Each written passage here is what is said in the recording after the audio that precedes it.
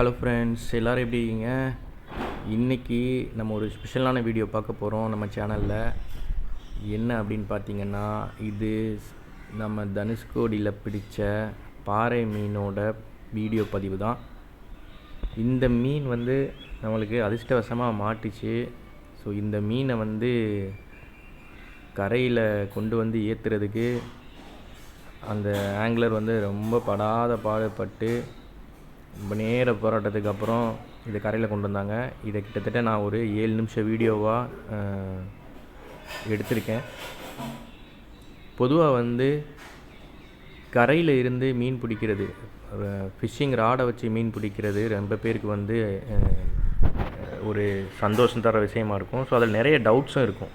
So இந்த வீடியோவில் அதையும் நான் எக்ஸ்பிளைன் பண்ணுறேன். பொதுவாக நம்ம ஃபிஷ்ஷிங் ராடு வாங்கும்போது நமக்கு என்ன தேவை அப்படிங்கிறத ஃபஸ்ட்டு நம்ம முடிவு பண்ணணும். நம்ம போட்டில் போய் மீன் பிடிக்க போகிறோமா, இல்லை கரையிலேருந்து மீன் பிடிக்க போகிறோமா அப்படின்னு சொல்லிட்டு. கரையிலேருந்து மீன் பிடிக்கிறதுக்கு நம்மளுக்கு குறைஞ்சபட்சம் ஒரு 7 அடியிலேருந்து ஒரு 9 அடி 10 அடி வரைக்கும் கூட ராடு தேவைப்படும். 10 அடி ராடெலாம் பார்த்திங்கன்னா ப்ரோ ஆங்லர்ஸ் ரொம்ப அனுபவமாக இருக்கிறவங்க வச்சுருப்பாங்க. 7 அடி ராடு ஐடியல். இப்போ இந்த மாதிரி ஜெட்டி மாதிரியான ஏரியாக்களில் நீங்கள் மீன் பிடிக்க போகிறீங்க அப்படின்னா 7 அடி ராடு உங்களுக்கு கரெக்டாக இருக்கும். அந்த ராடு வாங்குறதுல நிறைய பேருக்கு இன்னும் சந்தேகம் இருக்கும். ஸோ நான் ராடு வாங்கிட்டேன், ஆனால் என்னால் லாங் காஸ்டிங் பண்ண முடியலை, ஏன்னே தெரியல அப்படின்னு சொல்லிட்டு. நீங்கள் ராடு வாங்கும்போது அந்த ராடில் ஸ்பெசிஃபிகேஷன் போட்டிருக்கும். அது எத்தனை கிராம் நம்ம கேஷ் பண்ணணும்னு சொல்லிட்டு. இப்போது நிறைய ராடு பார்த்திங்கன்னா 10 கிராம்லேருந்து 40 கிராம், 7 கிராம்லேருந்து 56 கிராம் அந்த மாதிரி ரேஞ்சு போட்டிருப்பாங்க. ஸோ அந்த மாதிரியான ராடில் நீங்கள் 7 கிராம் லூர்லேருந்து 56 கிராம் லூர் வரைக்கும் லாங் காஸ்டிங் பண்ண முடியும். அதுக்கு அந்த ராடு ஒத்துழைக்கும். ஸோ ராடோட நீங்கள் ரீல் அட்டாச் பண்ணுறதும் ரொம்ப ரொம்ப இம்பார்ட்டன்ட். ரீலில் நிறைய வெரைட்டி இருக்கும். 5000, 4000, 6000 அப்படின்னு போட்டிருப்பாங்க. அது எல்லாமே பார்த்திங்கன்னா நம்ம அந்த நூல், அந்த பிரைடுன்னு சொல்லுவோம்ல, அது எவ்வளோ தூரம் நம்ம அதில் ஃபிட் பண்ண முடியும் அப்படிங்கிறதுக்கு உண்டான அளவு தான். பொதுவாக 3000 அப்படிங்கிறது இங்கே பாருங்கள், பாறை மீனை பாருங்கள், அந்த தெரியுதா எவ்வளோ பெரிய பாறை மீன் சொல்லிட்டு. ஸோ இந்த மீன் நமக்கு ரொம்ப நேரம் போக்கு காட்டி கஷ்டப்பட்டு அதை கரைக்கு கொண்டு வந்தோம். ஓகே, இப்போ நம்ம ரீலில் 3000, 4000, 5000 அப்படிலாம் பார்க்குறோம். பொதுவாக எது அளவு கம்மியாக இருக்கோ அதில் வெயிட் கம்மியாக இருக்கும். நீங்கள் ரீல் வாங்கும்போது மேக்ஸிமம் ஒரு 300 கிராம் 350 கிராமுக்கு மேலே ரீலோட வெயிட் இருக்கக்கூடாது. அந்த மாதிரி பார்த்துக்கோங்க. அதில் நிறைய வெரைட்டி இருக்கும். அலுமினியம் இருக்கும், கார்பன் ரீல் இருக்கும்.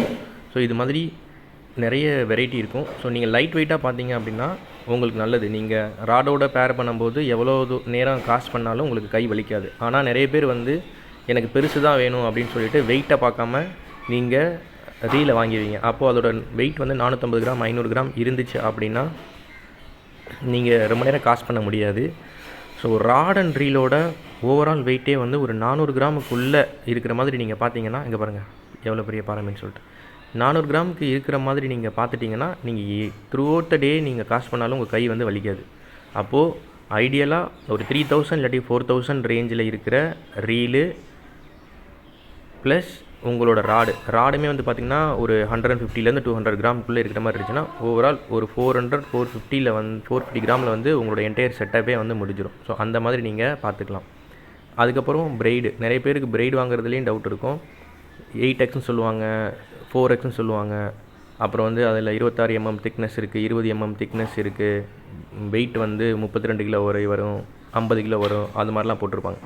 நீங்கள் லாங் காஸ்டிங் பண்ணணும்னு நினச்சிங்கன்னா உங்கள் பிரைடோட அளவு திக்னஸ் கம்மியாக இருக்கிற மாதிரி பார்த்துக்கோங்க. ஸோ 20 mm 26 mm அந்த மாதிரி ரேஞ்சில் நீங்கள் பார்த்துக்கோங்க. அதோட எல்பி கெப்பாசிட்டி 40 LBயா 55 LBயா 70 LBயான்னு நீங்கள் பார்த்துக்கோங்க. ஸோ திக்னஸ் கம்மியாக இருக்கணும், எல்பி அதிகமாக இருக்கணும். அந்த மாதிரி இருக்கும்போது உங்களால் லாங் காஸ்டிங் பண்ண முடியும். 8Xன்னு பார்த்தீங்கன்னா வலுவலுன்னு இருக்கும், 4X கொஞ்சம் சொரசொரப்பாக இருக்கும். அப்போது நீங்கள் காஸ்ட் பண்ணும்போது 8X எடுத்திங்கன்னா இன்னுமே உங்களுக்கு லாங் காஸ்டிங் கிடைக்கும். ஸோ இந்த மாதிரி நீங்கள் ராட் அண்ட் ரீல் வாங்கி பிரைடையும் வாங்கி மேட்ச் பண்ணிக்கோங்க. ஸோ இதில் உங்களுக்கு டவுட்ஸ் இருந்துச்சுன்னா கமெண்ட் பாக்ஸில் டைப் பண்ணுங்கள். கண்டிப்பாக என்னோடய எக்ஸ்பீரியன்ஸ், நான் என்னென்ன வெப்சைட்லாம் சர்ச் பண்ணேன், என்ன மாதிரியான ஸ்பெசிஃபிகேஷன்லாம் பார்த்து என்னோடய ராடு வாங்கினேன் அப்படிங்கிறத நான் உங்களுக்கு சொல்கிறேன். ஸோ ராட்லேயும் வந்து நிறைய வெரைட்டி இருக்குது, அதையும் நான் உங்களுக்கு எக்ஸ்பிளைன் பண்ணுறேன். ஃபாஸ்ட் ஆக்ஷன் இருக்குது, மீடியம் ஆக்ஷன் இருக்குது, ஸோ ரொம்ப சென்சிட்டிவான ராடு இருக்குது. ஸோ இதில் நிறைய வெரைட்டி இருக்குது. ஸோ வர்ற வீடியோஸில் அதையும் நான் வந்து உங்களுக்கு எக்ஸ்பிளைன் பண்ணுறேன். பட் இதையெல்லாம் தாண்டி ராட் ரீல் இதெல்லாம் செட்டப்லாம் பண்ணிட்டேன், ஆனால் எனக்கு மீனே எனக்கு கிடைக்கல அப்படின்னிங்கன்னா அங்கே தான் விஷயமே இருக்குது. நீங்கள் வந்து தூண்டில் போட போகும்போது ஐடியலாக காலையில் இல்லாட்டி வந்து சாயங்காலம் இந்த 2 நேரம் தான் வந்து உங்களுக்கு மீன் கிடைக்கிறதுக்கு ஐடியலான சுச்சுவேஷன். ஸோ அந்த டைமில் நீங்கள் தூண்டில் போட போனீங்கன்னா கண்டிப்பாக உங்களுக்கு மீன் மாட்டோம். அது ராட் ரீல் வந்து அதில் ஒரு விஷயமே கிடையாது. ஸோ அதனால் காலை அப்புறம் சாயங்காலம் இந்த 2 நேரமும் வந்து மீனோட ஆக்டிவிட்டி இருக்கிறதுக்கு முக்கியமான நேரங்கள். அப்புறம் கடலோட தன்மை அது வந்து லோ டைடாக ஹை டைடாக பார்த்துக்கிறங்க. பெரும்பாலும் ஹை டைடில் வந்து மீனோட ஆக்டிவிட்டி அதிகமாக இருக்கும். சில நேரங்களில் லோ டைடில் மீன் வந்து இருக்கும். ஸோ அதையும் நீங்கள் கவனத்தில் எடுத்துகிட்டு மீன் பிடிக்க போகலாம். ஸோ மீன் பிடிக்க போகும்போது ஒரு சில நேரம் மீன் மாட்டும், ஒரு சில நேரம் மீன் மாட்டாது. ஸோ எந்த நேரத்தில் உங்களுக்கு அளவுக்கு அதிகமாக மீன் கிடச்சிச்சோ அதை வந்து நீங்கள் டார்கெட் பண்ணிக்கோங்க. இங்கே பாருங்கள், அந்த அண்ணன் மீனை தூக்கி கரையில் போட போகிறாரு. இதில் ஒரு பெரிய சந்தோஷமே கிடச்சிச்சு. அப்படியே எல்லோரும் ஓன்னு கத்திட்டாங்க. அங்கே பாருங்கள், 10 கிலோ இருக்கும் அந்த மீன். இதில் என்னென்னு பார்த்தீங்கன்னா அந்த ரப்பர் வந்து வாயிலேருந்து வெளியே வந்துருச்சு. அவ்வளோ நேரம் வந்து நம்மளுக்கு மீன் வரணும் அப்படிங்கிறதுக்காக ரப்பர் வாய்க்கிலே இருந்திருக்கு. கரையில் தூக்கி போட்டோன்னே அந்த ரப்பர் வந்து வெளியில் விழுந்துருச்சு. கண்டிப்பாக இது நம்மளுக்கு ஒரு அதிர்ஷ்டவசமான ஒரு தருணம் தான். நம்ம வீடியோ பிடிச்சிருந்ததுன்னா மறக்காமல் லைக் பண்ணுங்கள், உங்கள் ஃப்ரெண்ட்ஸுக்கு ஷேர் பண்ணுங்கள், நம்ம சேனலை சப்ஸ்கிரைப் பண்ண மறந்துடாதீங்க. இது மாதிரி நிறைய வீடியோஸ் நம்ம சேனலில் வந்துகிட்டே இருக்கும். தேங்க்யூ ஃபார் வாட்சிங் கைஸ்.